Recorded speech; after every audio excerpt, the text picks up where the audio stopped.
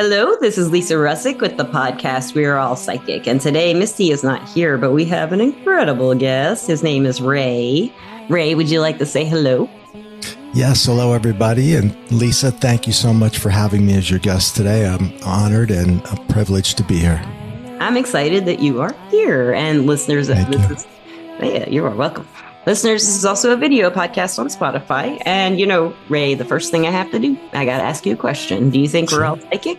Yes, I do. You didn't hesitate. You were ready. How'd you get to that conclusion? I think that we all have our sixth sense, and I think that it's, in fact, if you go back to the 1500s, the original medical textbooks actually had six senses, and the sixth was consciousness. And what had happened is that the church got wind of the sixth sense, and at that time, they what's that? Yeah, well, I'm not gonna. I was raised Catholic. I'm allowed to say that. Okay. I did my time. Yeah, it was. And, they're all powerful and, they can pretty much do whatever they want. And they said, okay, scientists, that sounds like our spirit and our souls. And we're not crazy about you having that in that book. So, they pretty much punished anybody that decided to continue exploring it. And as you know, for 300 some odd years, people were burned at the stake for, even considering it. So, finally scientists were like, okay, we'll keep our 5 and, you get number 6. We're good with that. We'll stay there. We're okay. I don't know. Sometimes scientists are still ticked off about 6. Yeah. They just don't want it to be there. I tell you what. Maybe. We've had some podcast guests who are scientists and doctors, and they have said yes. So there are some scientific minds out there looking into this stuff now. Oh, yeah. Dean Radin is one of the most amazing scientists right now. I think he's leading the way. I haven't even heard of that person. I'm going to look into what's his name? Dean Radin, Dr. Dean Radin. Dr. Dean Radin. I will look into him and I will find out about what he's doing. That's fascinating. Yeah. And so, have you always been around psychic phenomena, intuitive energy work? I mean, were you raised that way? Or? No, not at all. Actually, I came from a Christian home as well. And I actually didn't have a particularly, shall we say, upbringing that was pleasant. Okay. Yeah. A lot of arguing, fighting amongst family members. And so, I kind of rebelled against all things Christianity and chose to go in the other direction completely and became an atheist. I mean, I literally just couldn't believe that the things I was seeing and the things that were going on. And even at a young age, I just decided that it's not this whole thing that I'm being sold doesn't add up. It doesn't make sense, Did it bother you? Yeah. A lot? Because you switched to atheism. So you must have always been interested in faith and those themes. When you're raised in, that type of a family where it's really prevalent and important, and anything that you go against is, it's kind of like you're all in or you're not kind of thing. There was no like half and half. Plus, I was finding it just very difficult to buy into everything, right? Yeah. And that combined with the younger years and the traumas, and then as I get older, there's more violence and more trauma. And now I'm creating it because I came from it, and chaos is now a part of me. It's part of my comfort zone, actually. Yes, a lot of people are like that. No, yeah. It's when you see it, 8, 9, 10, 11, you're going to repeat it in your teens and into your 20s. That's what you think normal is. Yeah. Yeah, you think that's normal. Exactly. And then it was around 20 years old when I had my NDE, and that was a game changer. Tell me about it. I'd love to hear about it. So, what had happened is I was still living with my parents, and my bedroom was above the kitchen, and the stove in the kitchen was leaking gas. and the gas would rise, obviously, and go up into my bedroom where I was breathing it in. Now, it was in the morning. I guess my mother had come down to turn the stove on to make breakfast or whatever, and there was a big ball of flames that came out and started a fire on the wall. And it really wasn't the fire or the smoke that was the issue. That was put out relatively quickly by my father, the way I'm told the story anyway. It was the gas that kept rising, and I was breathing it in all night. So when the fire trucks arrived and the police, I tried to get up out of bed, and that was the first sign that something was really wrong with me, because I couldn't move parts of my body. They just, no matter what I did, I couldn't get them to move. My legs felt like they weighed 2 tons, and my head, I couldn't get it off the pillow. Could you think clearly? Could you think clearly? I thought that with no, I'm definitely not thinking clearly. Yeah. No, but I know enough to know that if I don't get out of this bed, I'm dead. That much I do know. Yeah. And I'm trying to pull myself to the edge to the best of my ability. And I get halfway there and I pass out, get a couple more inches, pass out again. And, it was like the third try, I think. And I just pulled with everything I had, and I just tumbled out of the bed, and I landed face first on the floor. Yeah. Here's the thing. When I hit, I knew I hit, but I didn't feel anything. And that's because I'm not in that body anymore at that point. At that point, I'm in a neutral corner of the room, and I'm looking down at myself. And I'm not scared.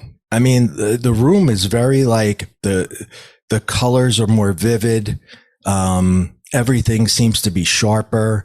And there's a tremendous, in the other corner of the room, shining on me is this incredible white light. Not my dead body, but my energy, which is floating above my body. And it's to say, it's the most amazing feeling to be a part of that light, is an understatement. Yeah. The euphoria, it was incredible. And I wanted to go further and further into the light. And there was a being at the end of the light that said, "It's okay, Ray, come into the light." And I don't know who that is, but I felt like I could trust this person. And so I went a little bit farther in, and it felt the euphoria would increase. And then my father came running into the room and, crashed in the door, and he scooped me up. And he's screaming for the paramedics, my son, help, my son. And, I didn't really have a great relationship with him. He wasn't a big hugger. I don't think he hugged me more than 5 times, and one of them I'm dead. So, there's that.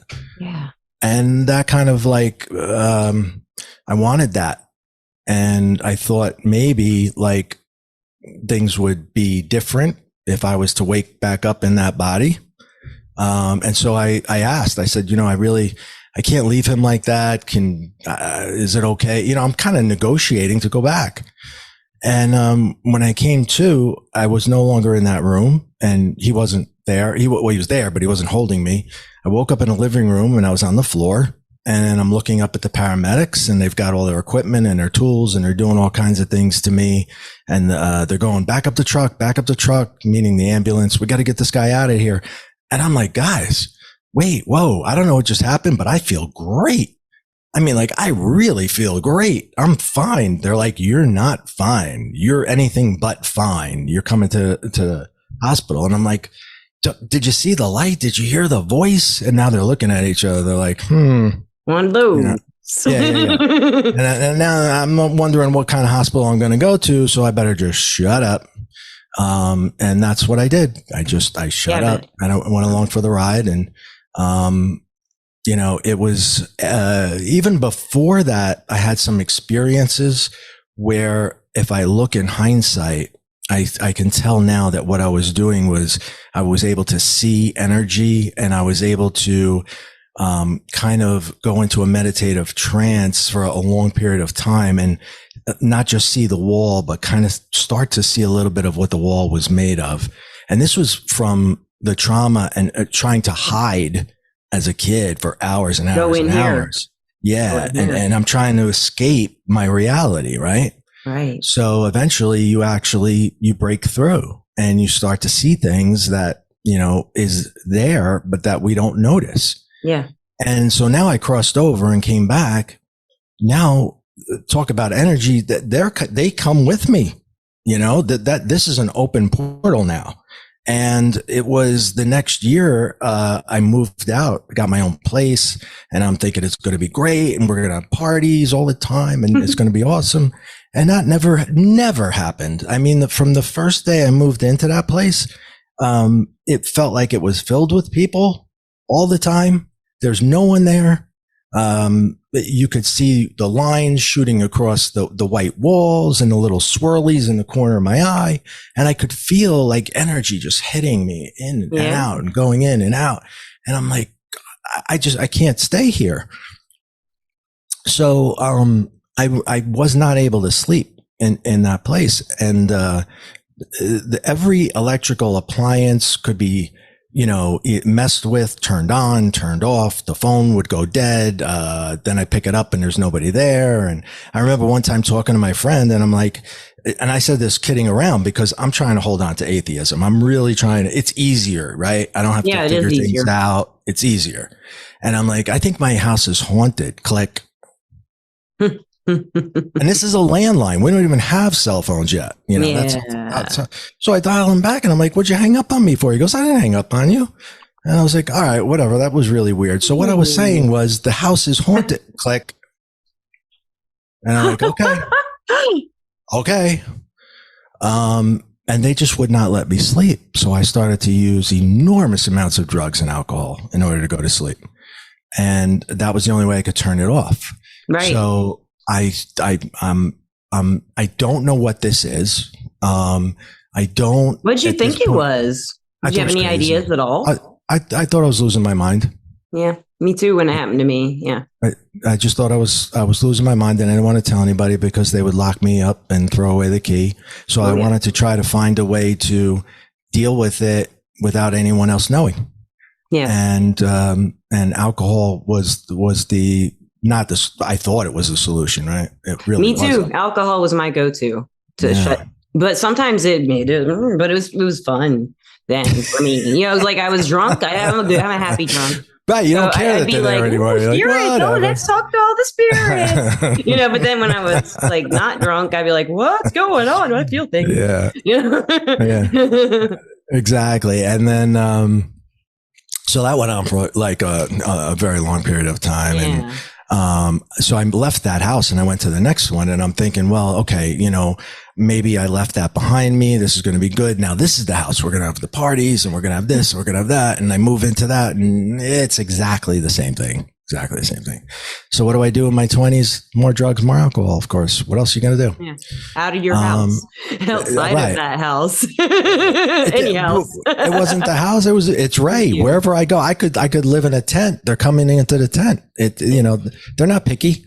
Yeah. So, and I'm even telling, I'm like, guys, I don't believe in you. I don't think you're real. Get out of my house. And they're just like very persistent and they know that I can see them. So, many, years go by and it's not until I'm about 30 years old when I get married and I have 2 children. And, it's the kids, before I had the kids, I really didn't care if I lived or died. I kind of, in the back of my mind, I knew I would just go back to the light and everything would be fine. Yeah. And living was more of an issue than dying, because living was making me crazy. I understand that. Yeah. And so I really didn't care. And I would push the envelope and put myself in bad situations where I could potentially die. But now I've got these kids and that changes everything because I need to be there for them. And so I checked myself into rehab. And I drove myself to rehab and I just gave them the keys. Don't let me out.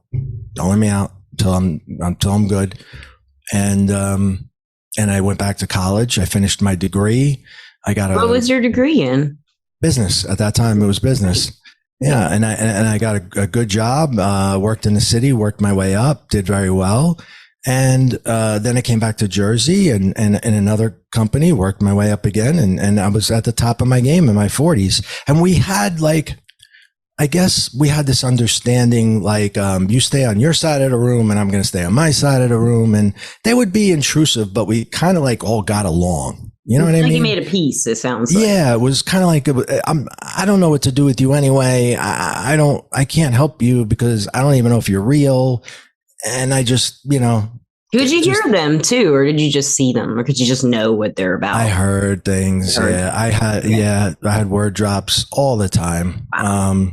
There was, and they would, and I could feel touch too.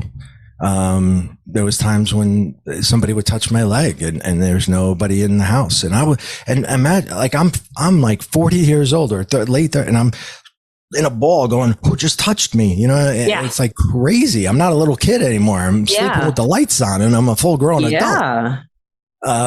So it was nuts. And then, so anyway, later we have this understanding and I'm able to function. So, we're all getting along. And, in my late 40s, my marriage fell apart very quickly. I think it was third year. It fell apart. And, so I decided to date again, and I'm going on some of those websites to, because the dating apps and stuff. That's what we do. Right. So I'm going through them and I'm trying to, which one am I going to join? And they show you some women that are in your area, I guess, like to get guys to take out their credit card. And there was this one woman, and I was like, oh my God, that's her. That's my wife. I know that's my wife. There's no question about it. So I take out the credit card, I join the site, I pay the money, and I send one email to her and her only. And I told her, and I said, this is the only email I'm sending. You're my wife. You just don't know it yet. And by the way, my name's Ray. And luckily I said it a little funnier than that. And, she found it funny and she got back to me, and we are married in this house. We live together. Oh my gosh, that is so awesome. And, but when she comes along, here's what happens. When we first start dating, I start seeing for the first time. Now, up until this time, all I've ever seen is energy, not a human form. Okay. All the things that I've seen and felt were just energy. Were they like colors when you saw them? Sometimes, yeah. Okay. A lot of blues, golds, a lot of different colors. But now I meet her and we're dating a couple of months, and she says to me, so what are your spiritual beliefs? Because when you get serious, you want to like raise kids the same way or whatever, right? Yeah. And I'm like, I don't know. I would have just went along with whatever she said. I really have no idea. And she says, okay, for your birthday, I'm going to buy you a spiritual clearing. And I was like, okay. Was she into that stuff?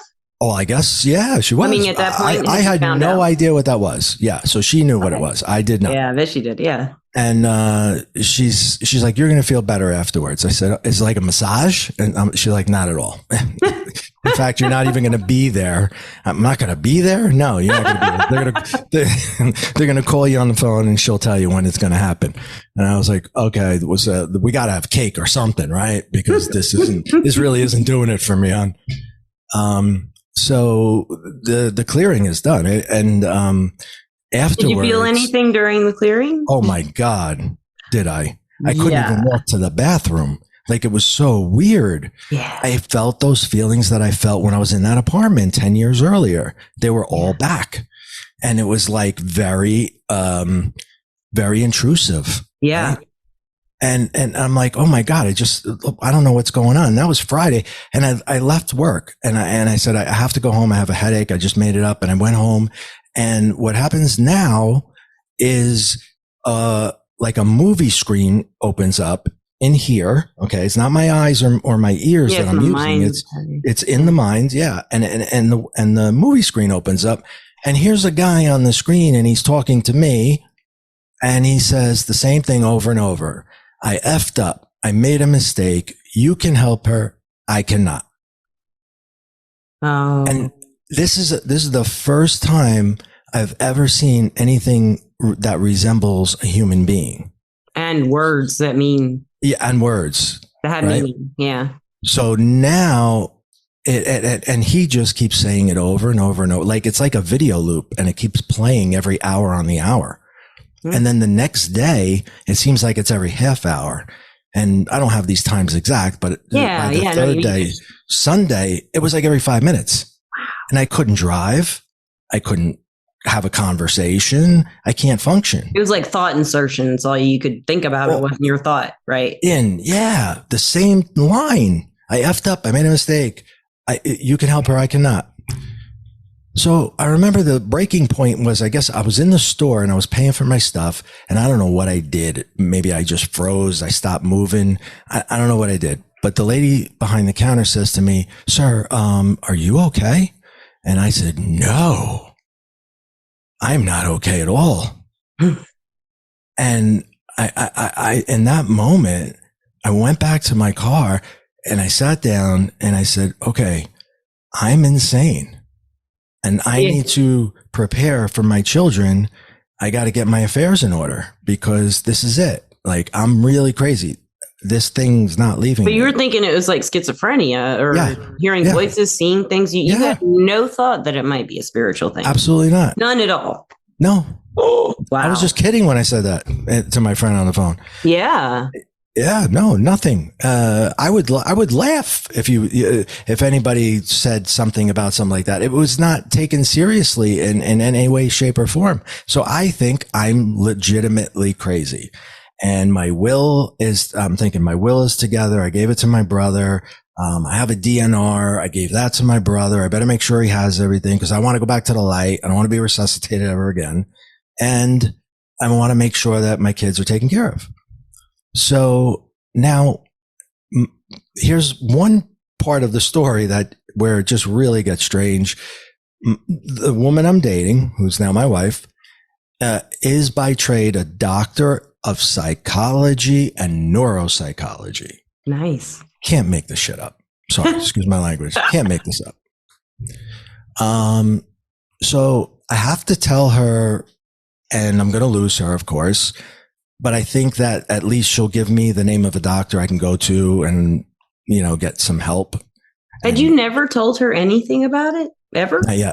I told her I felt weird after the, But you had not told her about your past. Oh, no. She would think I was nuts.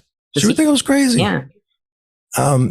So this is a big secret of mine. I'm not telling anyone. Mine was the same way for years and years, a big secret. Yeah, because I was crazy. If I told anyone, I'd be crazy, and they'll know it anyway. Like you said, I really didn't feel that way. You can't say anything to anybody. So anyway, but now it's like, what I got to lose? I got nothing to lose. I'm nuts. I'm going. This is it for me anyway. That's true. So I tell her, right? And imagine that date. How's the salmon? By the way, I see dead people, and for dessert. And energy. And hear them. So I tell her, and I think she's going to give me the name of a doctor, and she's going to say, "Here, call him and never call me ever again. Have a nice life." Right? Not what she says at all. This is the woman who bought me a spiritual clearing. She's like, so I explain what I see and how I see it, and I tell her what he looks like, and big stocky guy, he's got a beard and a mustache, thick black head of hair, and and he says this, and she says, "Oh, that sounds like my dad. Oh, he died back in blah, blah, blah, blah, blah." And I was like, good thing you told someone. What? That's the first time you'd ever thought it might be a spirit. No, I would never have believed that. And I still don't believe it. And she says, "Well, I've been to mediums." I said, "Well, what the hell's a medium?" And she goes, "I've been to mediums, and he comes through really strong and powerful." I'm like, "Well, yeah, I could tell you that." And he has messages for me. And so I give her the message again. We don't know what it means at this point in time. We have no idea. And, so she says, "Listen, there's this medium coming to town, right? She travels around. She's very, very well known, world renowned. And she'll be in our area. So I'll book us a couple appointments, and you can tell her, what you see, how you see it, and you guys can just kind of share stories." And I'm like, "Okay, why not? What I got to lose, right?" And she's being real accepting and understanding. You want to listen to what she has to say because it means you're not crazy. Yeah. Maybe. She's like, "You're probably a psychic medium and you don't even know it." And I'm like, "What? What'd you just call me?" A psychic medium. What? So, yeah. And now I'm starting to think she's nuts and I need to get out of here. I know you were. Like, you're crazy. You're crazier than I am. So I meet with the psychic, the medium rather, and I sit with her. And since that time, I've had so many more stories to share. And I'm telling her all the different ones and how I see it. And I get the tingly vibrations, or I get the deep low vibrations, and I see the twirlies and the things in the room. And she's like, I go on and on and on. And she's like, stop. I'm like, well, that's exactly the way I see it. And I was like, okay, you're not crazy. I'm not crazy. You're not crazy.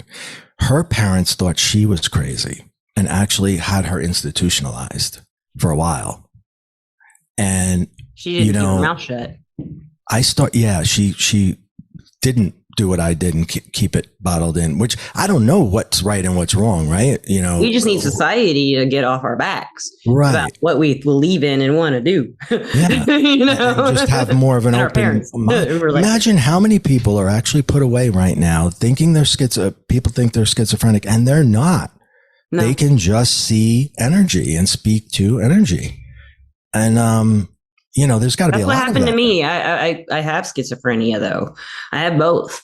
Once I took the medication that was working, they separated the things that weren't real and the psychic. It was very interesting. They separated. That is very interesting. Yeah. I mean, I did have both, and I was like, well, which one's what's going on? You know, wow. And then when I did find a typical antipsychotic, not an atypical, it cleared out my head, and I was like, oh, I can tell the difference, and there is something going on. I'm not just crazy. There's something real here, and there's something imaginary here. You know, I really could tell the difference after 3 days. That's incredible. Yeah. So I from there, you know, I didn't know if I should feel relieved, right? Because if I am this medium thing now, what do I do? What are my responsibilities and obligations? That's cool that was your idea, because most people, I don't think a lot of people would think, what I have a responsibility. Most people don't think that way. They're just like, what can I do with this? You know, now the good-hearted people who have it, they are going to be like you. They're going to say, what are the responsibilities here? What can I do to help people with this? And luckily that woman takes me on as a mentee, and she's my mentor for the first year. And she teaches me how to get it under control, how to turn it on, turn it off, or, you know, deal with it. And that saved my life. And then the second year, so it was 1 year, it's my next birthday, and something happens on my birthday all the time. When's your birthday? Well, here, listen. So we go away for my birthday, and my wife is like, so where do you want to go? You want to go to like this beach or that beach or this or that?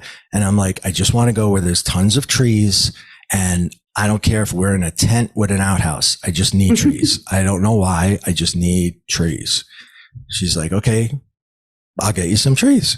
So we went to a cabin out in the middle of nowhere on a mountain, and it was beautiful. And, you know, we were there, and she takes out a picture that was hand drawn by someone I didn't know yet. And I look at the picture and I'm like, oh my God, that's your dad.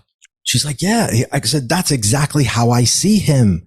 Like, so that's like, the shirt. Wow. That's everything. That's the way, that is exactly the way I saw him in the movie. I'm still calling it a movie. And she's like, well, she said the medium I went to was a spirit artist, and he is able to draw what he sees. And I was like, that's perfect. That's spot on. Like, who is this guy? I got to know who this guy is. Wish I could do so we pull him up on the internet, right? And his website comes up, and it says, now accepting applications for a 2-year mentorship program with Medium Joe. And I'm like, whoa, the deadline for entry is February 15th. That's my birthday.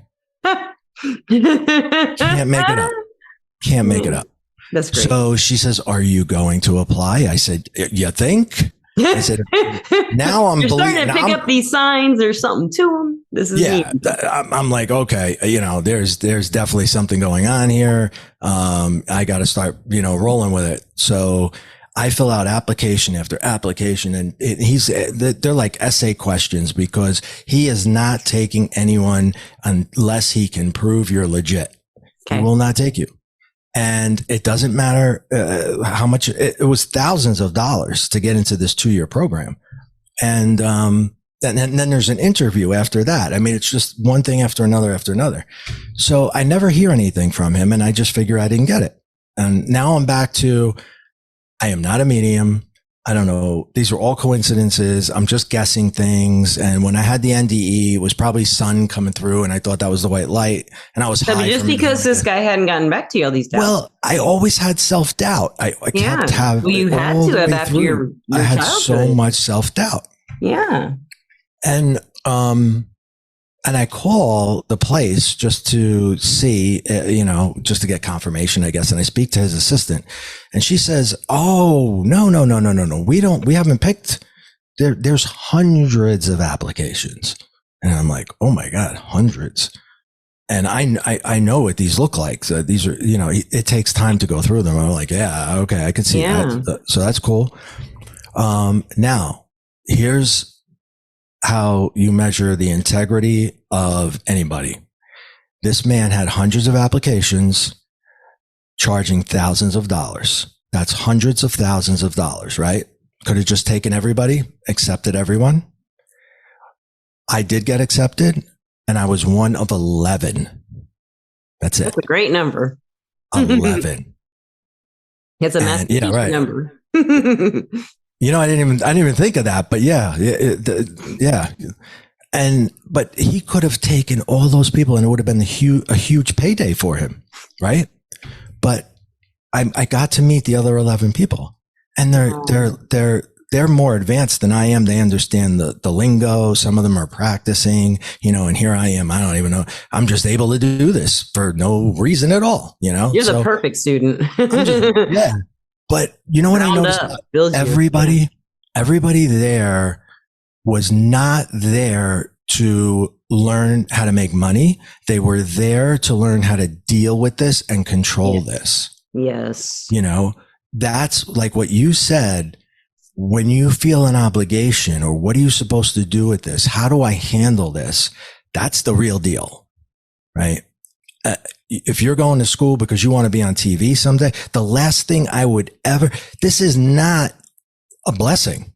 I mean, it's impossible to find work when you have this stuff going on, usually. If it's been going on and, it's overtaking your mind, your life, everything you do. It's people, they think it's this great. You have no choice, Feels like. No, I begged my mentor to take it away, make it go away, make it stop. I want a normal life back. Yeah.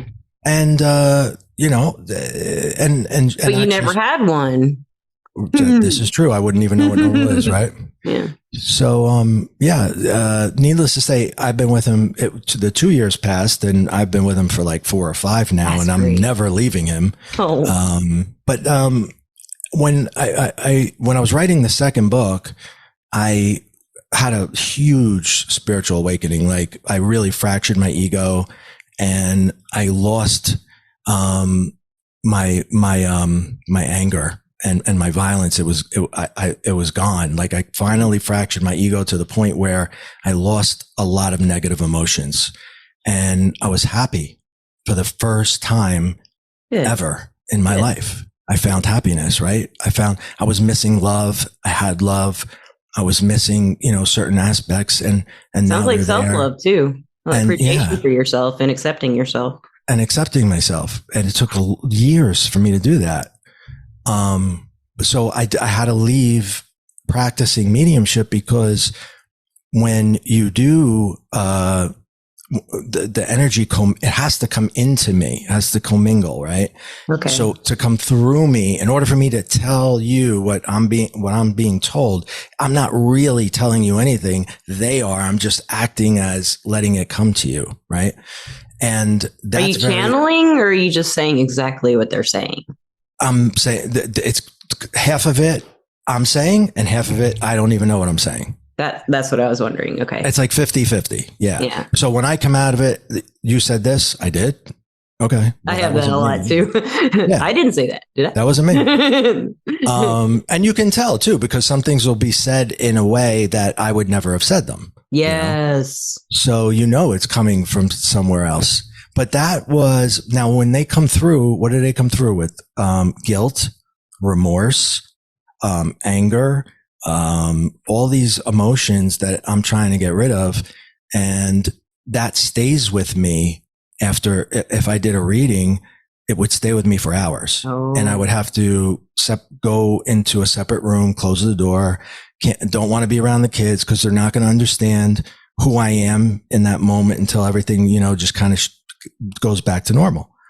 So I decided that I was not going to do that professionally, but that I was going to teach people metaphysics and teach people how the mind works and help them have spiritual awakenings like I had. Because the place that I am today and the person I am today is so very different than that kid that saw a lot of crap and did a lot of crap. That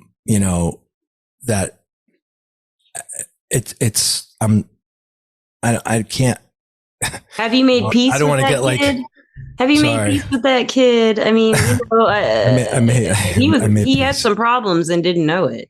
Yeah. They weren't really problems yet, maybe, or maybe they were, but there was a lot going on for you all your life. I did a lot of reparenting. Yeah. Yeah. I bet you're a great dad too. I do have a question though. Tell me about books of yours. Oh, so the first book is called The Atheist and The Afterlife. And that is the story I love that. From atheism to becoming a believer. And it's got all the crazy stories in it that, like the story of me meeting my wife and so many others that are just mind boggling. I kept a journal always. And that journal, a lot of that stuff is in the book. So, and it's kind of like you come on the ride with me because I don't know what the hell's going on, but I'm explaining it in a way that I don't know. So it's not like me teaching, it's me learning and you're with me learning. And you're relating to a lot of people who are going through the same thing. Oh my God. I get hundreds of emails of people like, this happened. I don't know what this is. And I'm like, I've been there. Yeah. I've been there. That makes them feel 100 times better, I bet. Oh, yeah. I saw a little kid one time. Their parents brought her in because she was able to see and communicate, and they wanted to know if she was legit or do we need to get her help, right? So I met with her, and we talked for quite a while, and lo and behold, she was the real deal.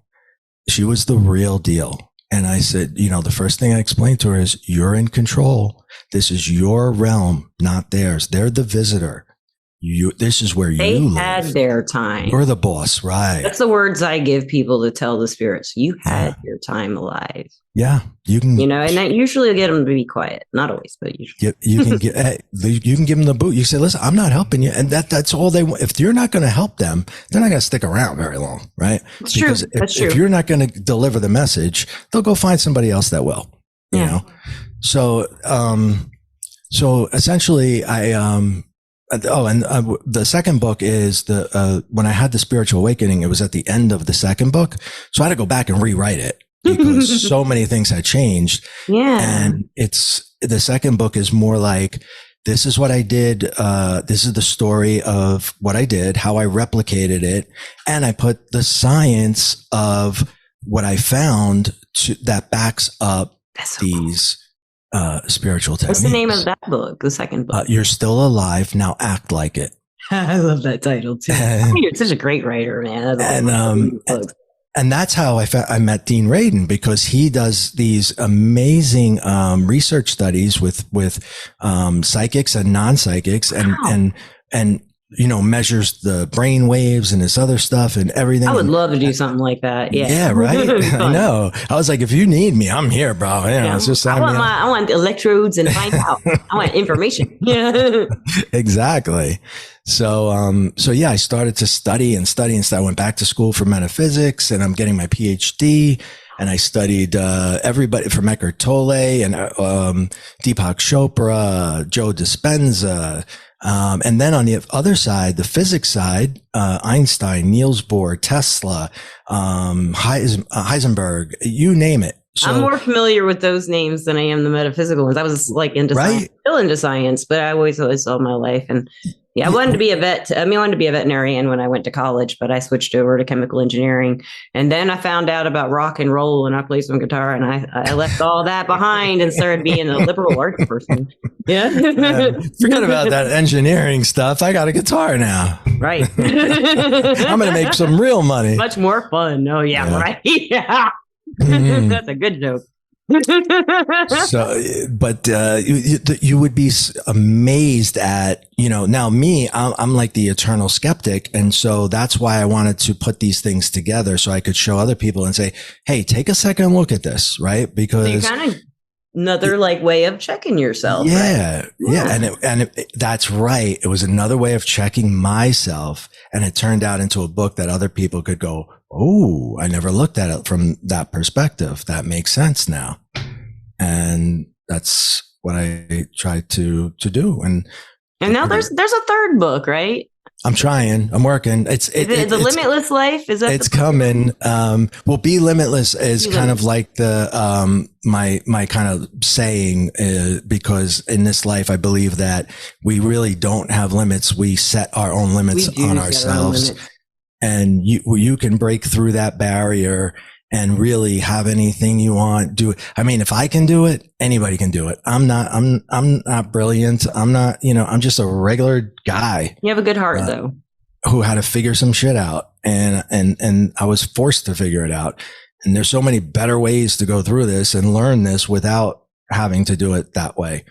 And I suggest everybody, find somebody and learn from them and parents, if you're into this or if you're kind of into this and your kids are showing anything, educate them. Yeah. Educate yourself and educate your children that they're not doing anything they shouldn't be. If you're, I'm not telling you what to do, but yeah. So tell me, don't want to wind up like us. Tell me about how to live a limitless life. Tell me about that. I mean, how can I get to feeling that way? Like I have no limits. So, there's, the first thing is really understanding how the mind works and, understanding the unconscious, the subconscious, the conscious mind, and most importantly, the demon egoic mind that just loves to take everything from our subconscious, right? And tell us what to do from our subconscious. But our subconscious is just really a hard drive of what happened to us yesterday. Right. Yeah. So if your ego is simply directing you to do what you did yesterday, guess what's going to happen tomorrow? The same thing that happened yesterday. So you easy, you know it. It's yeah. And my ego would say, you can't do this. You can't do that. What are you talking about? You're never going to, but these are the things that I heard when I was growing up. You're never going to amount to anything, blah, Me blah, too. blah, blah, blah, right? Not for my parents. My parents are always, you can do anything you want. And then you get in the real world. Oh, no, okay. Yeah. The teachers are all like, you suck. And the ego will be right there to remind you that somebody told you that, and so, I don't remember that same teacher giving me a good grade and praising me later. I just remember him hating on me. That's right. The ego does, or I don't know, it's like the insecure part in me that's saying I'm not worthy, I'm not deserving of life. Exactly. Because that's why everything is always negative on TV and the news, because would you watch the news if it was all good?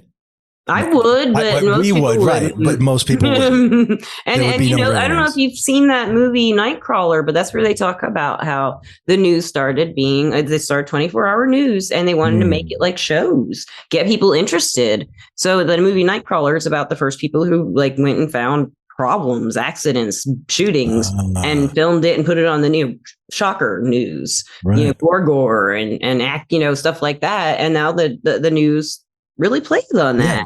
They want people to argue. They want people to, the media especially, they want people fighting because they want them to watch them tell them how to think so they can fight with people, I guess. I don't know why, but that's what they end up doing. That's exactly right. Because it works and it tricks our brain into taking us back to being very primitive and acting in a primitive state. but we are evolved, and we do not have to listen to our ego. And like, if you listen to Eckhart Tolle, simply say your highest level of consciousness is your awareness. Yeah. And we call it your awareness because we're one of the few creatures on this earth that are aware that we're having a thought or that we're having an emotion. And if you're aware you're having it, guess what? You can change it. And you can simply change it. You don't have to be a certain way because you saw that, you heard that, somebody told you that. That's not you. You're not your ego. You are your awareness, and your awareness is connected to your higher self and the collective, and all the information and everything you want is there.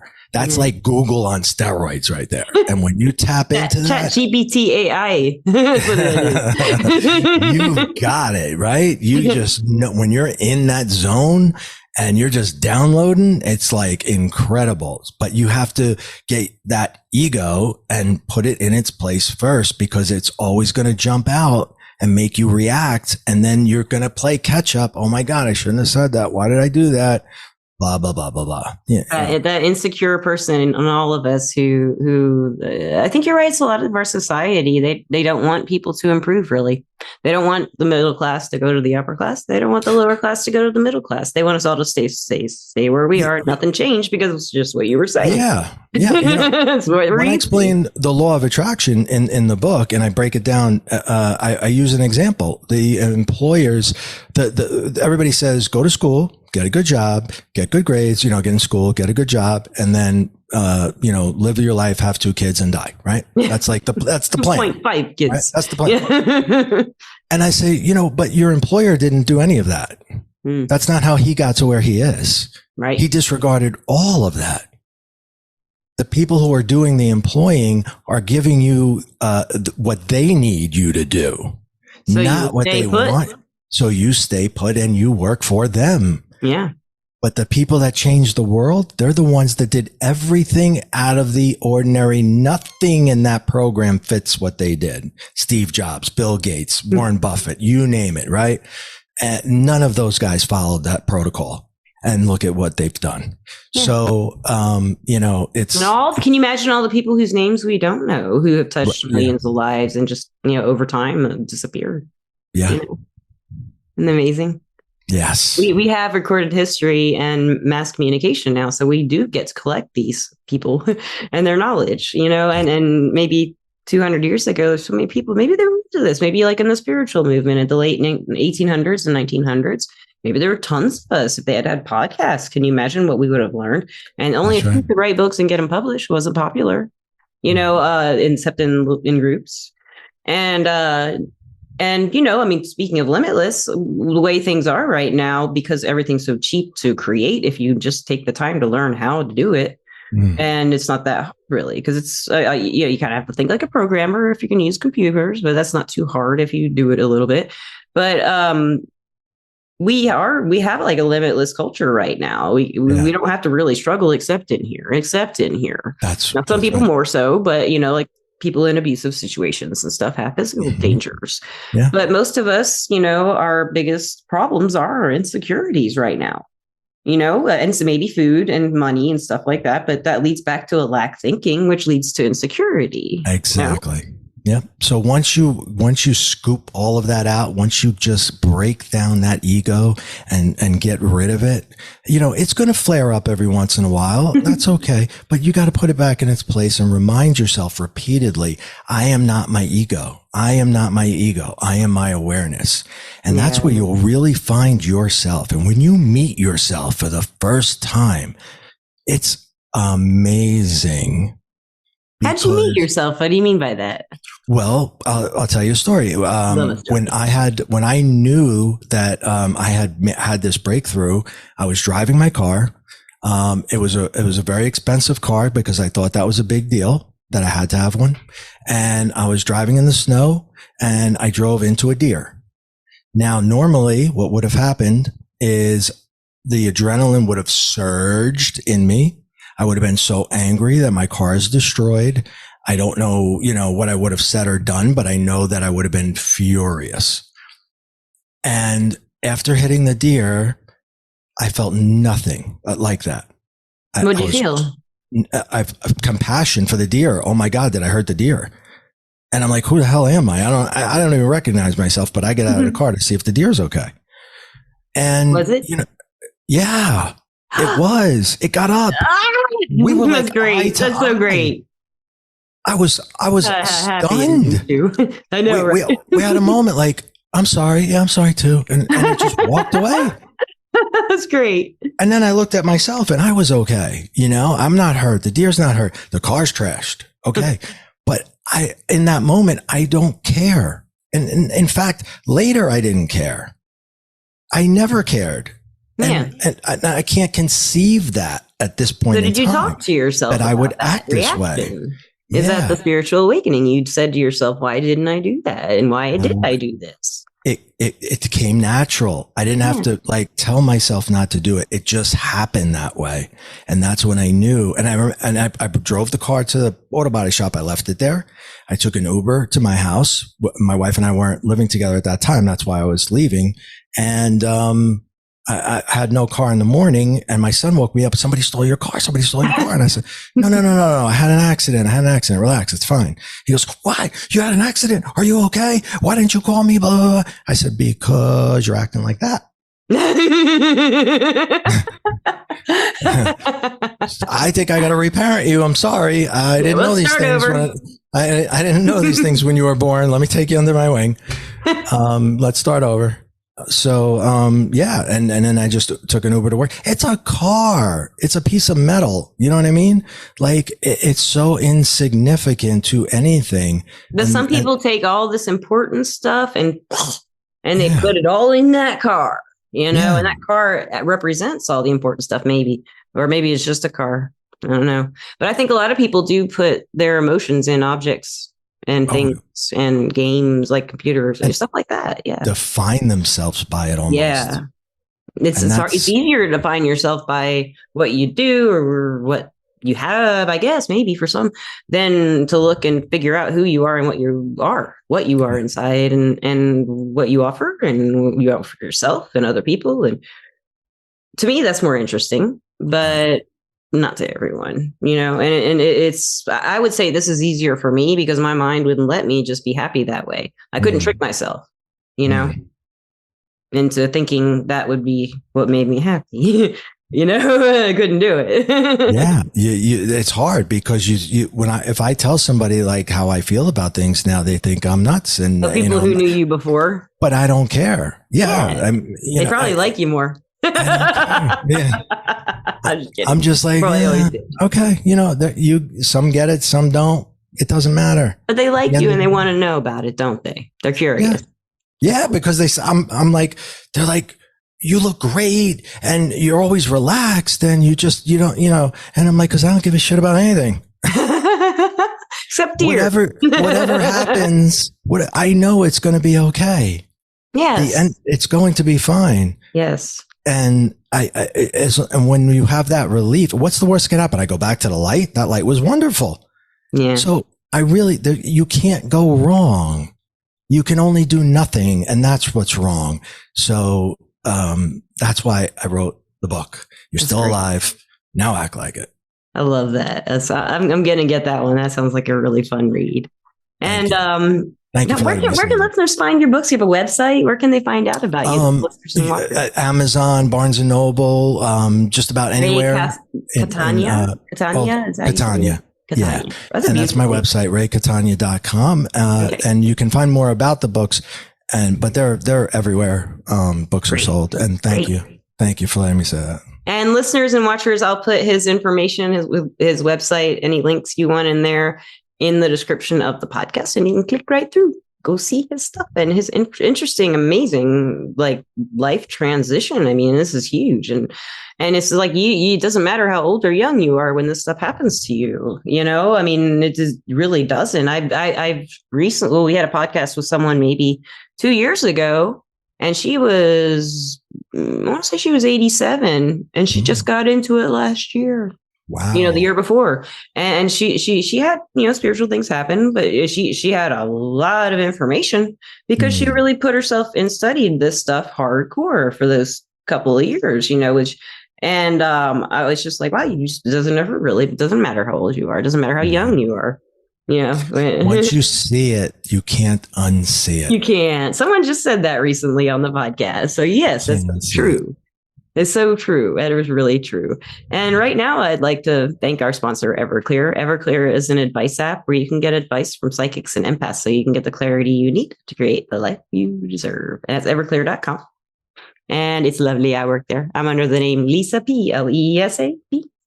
And the Rustic Psychic School that we have in the Apple Store and the Google Play Store, we are starting to put on our pre-recorded classes. I recorded one today, and tonight I'm going to work on putting it in the app for you to buy if you want. Probably be about $20 or $30. I'm not really sure yet. And then our other teachers are starting to make their videos, and the more happens, the more you will hear. And lastly, Ray, do you have any advice for have any advice for people who are having this happen to them like you did? And maybe somebody said something to them already. Like, could this be a spiritual thing? And they're just like, no. Well, what would be something to say to make them kind of think differently about it? Well, I mean, if you had something as profound as I did, and you're trying to rationalize it or come to terms with it, seek a mentor. Yes. Because that was the best thing that I could have done. When I found my mentor, that was when I could get a grip on it because, she had been doing this for a while and explaining it. And if you did have it, it'll be validated. If you didn't have it, then they'll tell you didn't have it. But at least you'll get the answers that you need. And if you, and it's probably more than likely that it was legit, and you'll get to learn about it and how to use it. So seek help. Don't stay quiet for 50 years like I did. That's great advice. That is great advice. But all those years you stayed in silence, it really has gifted all of us with your knowledge and wisdom from those years of silence, and then coming out of it and finding yourself and stuff inside you that you didn't know was there. You're helping all of us with that experience. So thank you for suppressing it. I took one for the team. Yeah, thank you. And with that, Ray, thank you so much. I've just enjoyed this interview a million times. You ever want to come back? You're welcome back. Misty would love to meet you too, I'm sure. And I guess that'll wrap it up, listeners and watchers. And Ray, thank you again. And listeners and watchers, I love you. Misty loves you somewhere, wherever she may be, cooking dinner right now. For so many people, it's crazy. But we love you and have a great time wherever you may be. And peace out. Bye.